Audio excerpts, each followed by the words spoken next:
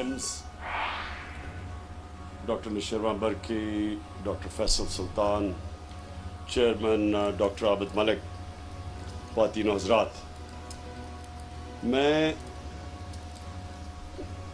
آج اس لیے خوش ہوں کہ میں نے جب ایمرجنسی دیکھی، جب ہماری گورنمنٹ آئی پہلی دفعہ، تو میں ایمرجنسی کا ایک دن رات کو چکر لگایا PIMS کی، تو جس حالات میں لوگوں کو میں نے دیکھا تبھی فیصلہ کیا کہ ہمیں یہاں اتنے بڑے ہاسپٹل جو ارد گرد سے سارے لوگ PIMS آتے ہیں، کہ جو سب سے تکلیف میں لوگ آتے ہیں وہ ایمرجنسی میں آتے ہیں، اور اگر ادھر یہ نہیں بات کہ وہ ریفلیکٹ کرتا ہے ہاسپٹل کی کوالٹی، وہ انسانیت کا تقاضا ہے کہ جب ایک مریض سب سے زیادہ تکلیف میں ہو اس کے لیے سب سے بہتر علاج ہو۔ تو یہاں الٹا ہے کہ PIMS کے اندر تو کئی بڑی اچھی ڈپارٹمنٹس ہیں، خاص طور پہ ڈینٹسٹری کی میں تعریف کروں گا، لیکن ایمرجنسی کے حالات بہت برے تھے جب میں نے دیکھا۔ تو آج ہم نے پوری وہ ایک پروسیس سے گزرے ہیں، باہر سے آرکیٹیکٹ جو اسپیشلائزڈ ہاسپٹلز بنانے کے آرکیٹیکٹ ہیں، گرام ریپ، جنہوں نے شوکت خانم کا بھی ڈیزائن کیا اور شوکت خانم دونوں ہاسپٹلز کا ڈیزائن کیا، اور آج اگر شوکت خانم کو دونوں ہاسپٹلز کو جوائنٹ کمیشن انٹرنیشنل کی سرٹیفیکیشن ملی ہے تو اس کی ایک یہ بھی وجہ ہے کہ وہ ایک بلڈنگ بنی ہوئی ہے، ایک اسپیشلائزڈ ہاسپٹل کے ڈیزائنر نے، آرکیٹیکٹ نے بلڈنگ بنائی ہے۔ تو ہم یہ بھی چاہتے تھے کہ یہاں بھی یہ جو ایمرجنسی بنے وہ ایک اسپیشلائزڈ ہو، یعنی وہ خاص طور پہ کیٹر کرے جو کہ ایمرجنسی کے مریض آتے ہیں۔ تو اس کے لیے پھر گرام ریپ جو کہ امریکن آرکیٹیکٹ ہے، جو اسپیشلسٹ ہے، اور میں خاص طور پہ اپنے اوورسیز پاکستانیز کا شکریہ ادا کرنا چاہتا ہوں، کیونکہ انہوں نے سپانسر کیا جتنا بھی خرچہ تھا یہ ایمرجنسی کے ڈیزائن پہ، ہمارے اوورسیز پاکستانیز نے وہ خرچہ دیا۔ یہ ایک چیز ثابت بھی کرتی ہے کہ یہاں کتنی ہماری قوم کتنے کھلے دل کی ہے، جنرس لوگ ہیں۔ ان کو میرے خیال میں کوئی دنیا میں اتنی قوم اللہ کے نام پہ پیسہ نہیں دیتی جتنی پاکستانی قوم دیتی ہے۔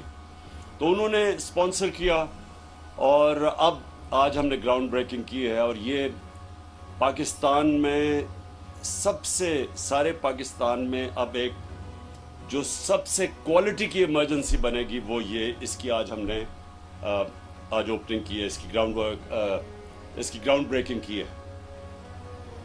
اور میں اس لیے بھی یہ جو آپ نے جناح ہاسپٹل کی بھی آج ہم نے سٹون لینگ کی، جناح ہاسپٹل جو 300 بیڈ کا ہاسپٹل ہے، اور یہ ڈاکٹر فیصل نے صحیح کہا کہ 1985 کے بعد یہ پہلی دفعہ اسلام آباد میں ایک نیا ہاسپٹل بن رہا ہے۔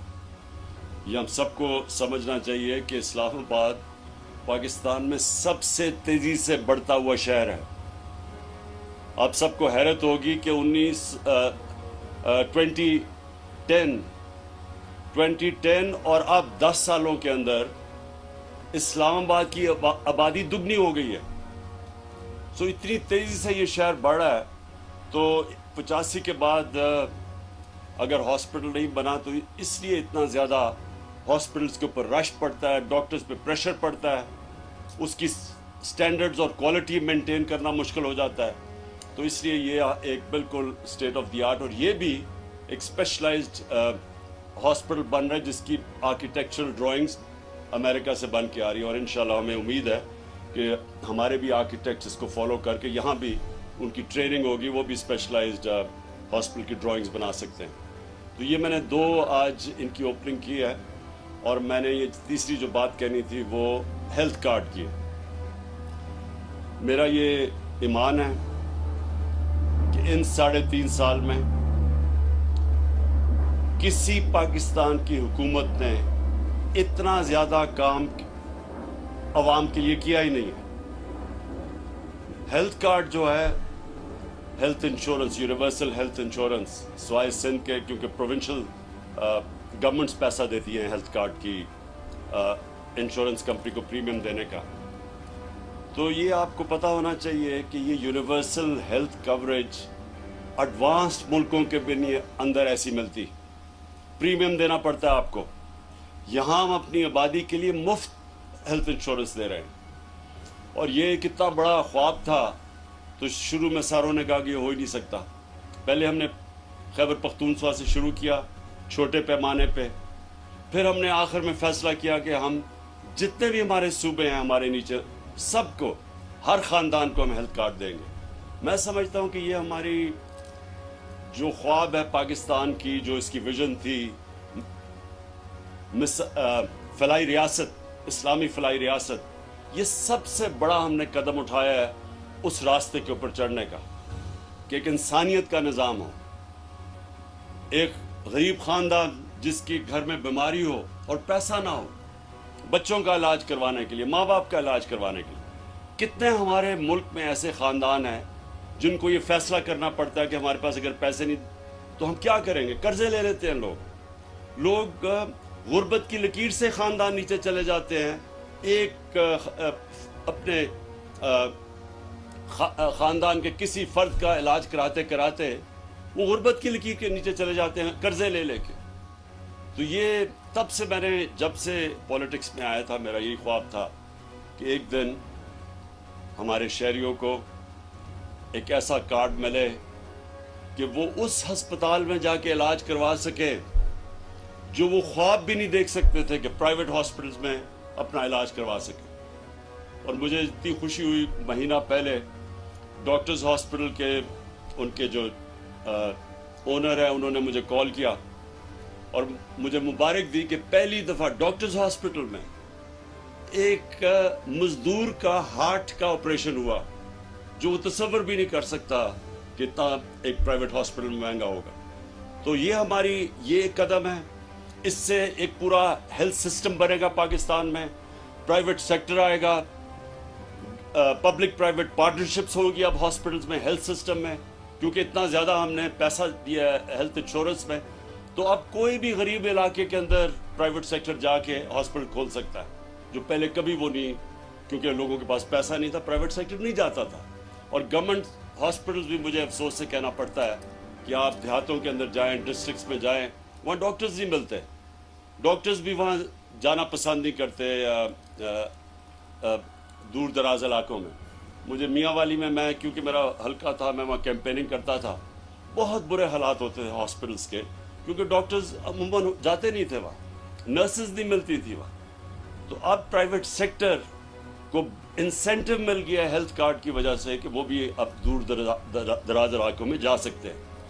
آخر میں صرف یہ کہنا چاہتا ہوں کہ مجھے بڑی خوشی ہے کہ ہر فیلڈ کے اندر، چاہے وہ اکنامکس ہو، چاہے ہیلتھ کیئر ہو، چاہے تعلیم ہو، کسی نے بھی نہیں پاکستان میں سوچا تھا کہ 70 سال کے بعد ایک حکومت کوشش کرے گی ایک تعلیمی نصاب لانے کے لیے، کیونکہ ہمارا ایک طبقاتی تعلیمی نظام بنا ہوا ہے. امیر کے لیے انگلش میڈیم اور اچھے نوکریاں، ہمارے نیچے عوام کے لیے ممکن ہی تھا اوپر آنے کا، کیونکہ سسٹم، تعلیم کا سسٹم ہی اوپر نہیں آنے دیتا تھا. اور یہ پھر انگلش کی جو زبان ہے، یہ بجائے تعلیم سیکھنے کے لیے یہ کلاس ڈسٹنکشن بن گئی کہ انگریزی جو بولتا ہے وہ اوپر والی کلاس کا ہے، وہ بیچارے نیچے والی کلاس کے. اتنا بڑا یہ غلامی کا ہمارے اوپر بوجھ پڑا ہوا ہے کہ ہم کئی دفعہ میں دیکھتا ہوں کہ لوگ صرف یہ ثابت کرنے کے لیے پڑھے لکھے ہیں، وہ پہلے انگریزی میں 4-5 جملے کہتے ہیں پھر اردو میں آتے ہیں. یہ جو ہم نے اپنے اوپر احساس کمتری کا نظام بنایا ہوا ہے، یہ صرف اور صرف ایک کلونیل ایجوکیشن سسٹم کی وجہ سے جو ہم نے چینج نہیں کیا. تو آج مجھے بڑا فخر، ہم نے شروعات کر دی ہے بڑی مشکلوں سے. ایک کوٹ سلیبس، ایک کریکولم، نصاب، اور 5 سے پھر آہستہ آہستہ اوپر لے کے جائیں گے. اور اس کے علاوہ جو ہم نے سیرت نبی کا فیصلہ کیا کہ اپنے سارے بچوں کو نبی کی سیرت پڑھائیں گے کیریکٹر بلڈنگ کے لیے. یہ بڑا ضروری ہے. بڑی قوم بن ہی نہیں سکتی جب تک اس کا کیریکٹر بڑا نہ ہو. ہم جب مدینہ کی ریاست کی بات کرتے ہیں، مدینہ کی ریاست کی سب سے بڑی کوالٹی کیا تھی؟ نبی صلی اللہ علیہ وسلم نے لوگوں کے کیریکٹر بدل دیے. وہ فکری انقلاب تھا. لوگ غلط سمجھتے ہیں کہ وہ تلوار سے کوئی انقلاب آیا تھا. ان کے مدینہ کے ہجرت पे पहुंचने के और उनके दुनिया के जाने के बाद जो 10 साल थे, सिर्फ जंगों के अंदर कोई 1000 से 1200 लोग मरे थे टोटल, लेकिन वो सारा अरब उनके नीचे आ गया था। तो वो तलवार से नहीं हुआ था, ज़हन बदले थे उन्होंने, फिक्री इनकलाब था। और वो हमारी बदकिस्मती ये है कि हमने कभी कोशिश ही नहीं की जब से हमारा मुल्क बना है कि लोगों को बताएं तो सही कि वो जो कुरान हमें हुक्म देती है कि उनकी ज़िंदगी से सीखो, वो क्या वजह थी? वो हमारी बेहतरी के लिए है। जो कौम उनकी सुन्नत पे चलेगी वो उठ जाएगी। और क्योंकि वो रहमतुल आलमीन थे, वो सिर्फ मुसलमान नहीं, सब इंसानों के लिए रहमत बन के आए थे। तो जो भी उनकी सुन्नत पे चलेगा वो कौम ऊपर आ जाएगी। तो इसलिए हमने ये भी रहमतुल आलमीन अथॉरिटी बनाई है। उसका मकसद ही ये है कि अपने बच्चों को यूनिवर्सिटी स्टूडेंट्स को कम से कम उनको ये पता हो कि उनकी ज़िंदगी क्या थी, उन्होंने कैसे कैरेक्टर बदले, कैसे जो उनके इर्द गिर्द थे सब लीडर्स बन गए। तो ये मुझे जो सबसे खुशी है कि हमने तालीम के ऊपर वो काम किया है, हेल्थ में वो किया है, इकॉनमी को ठीक किया है। आज हमारे सारे इकॉनमी के इंडिकेटर्स राइट डायरेक्शन में हैं।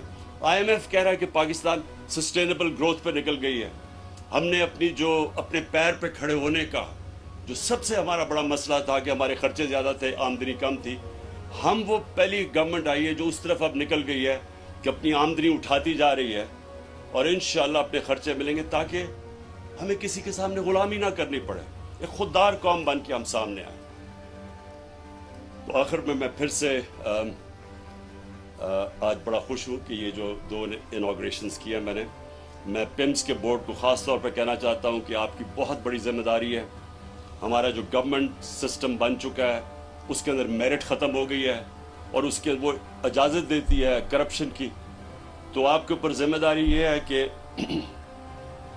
आपने वो सिस्टम्स लेके आने हैं जो कि प्राइवेट सेक्टर के अंदर है।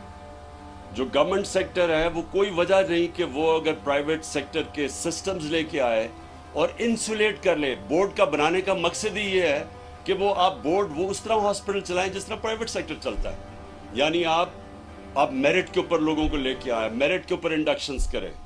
ये जो बना हुआ है जो सीनियर है वो ऊपर आ जाए।